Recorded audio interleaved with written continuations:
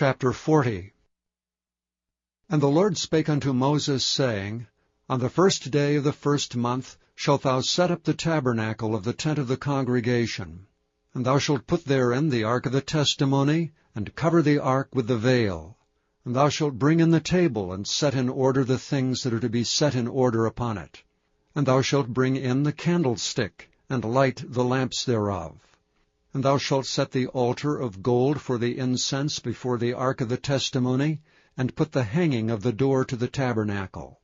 And thou shalt set the altar of the burnt offering before the door of the tabernacle of the tent of the congregation.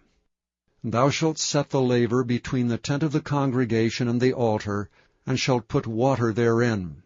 And thou shalt set up the court round about, and hang up the hanging at the court gate. And thou shalt take the anointing oil, and anoint the tabernacle, and all that is therein, and shalt hallow it, and all the vessels thereof, and it shall be holy.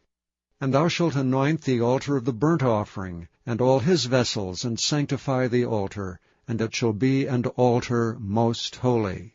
And thou shalt anoint the laver and his foot, and sanctify it. And thou shalt bring Aaron and his sons unto the door of the tabernacle of the congregation, and wash them with water. And thou shalt put upon Aaron the holy garments, and anoint him, and sanctify him, that he may minister unto me in the priest's office. And thou shalt bring his sons, and clothe them with coats. And thou shalt anoint them, as thou didst anoint their father, that they may minister unto me in the priest's office. For their anointing shall surely be an everlasting priesthood throughout their generations. Thus did Moses, according to all that the Lord commanded him, so did he. And it came to pass in the 1st month of the 2nd year, on the 1st day of the month, that the tabernacle was reared up. And Moses reared up the tabernacle, and fastened his sockets, and set up the boards thereof, and put in the bars thereof, and reared up his pillars. And he spread abroad the tent over the tabernacle, and put the covering of the tent above upon it, as the Lord commanded Moses.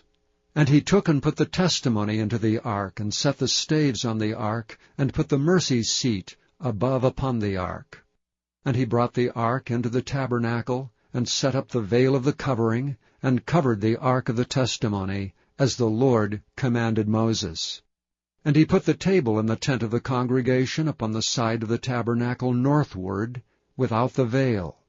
And he set the bread in order upon it before the Lord, as the Lord had commanded Moses. And he put the candlestick in the tent of the congregation over against the table, on the side of the tabernacle southward.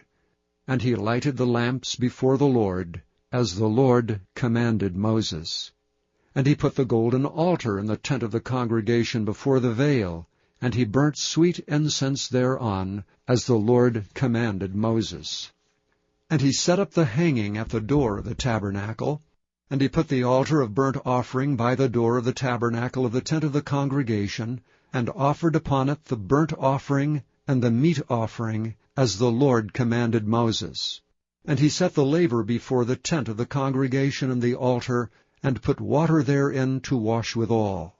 And Moses and Aaron and his sons washed their hands and their feet thereat, when they went into the tent of the congregation, and when they came near unto the altar they washed, as the Lord commanded Moses.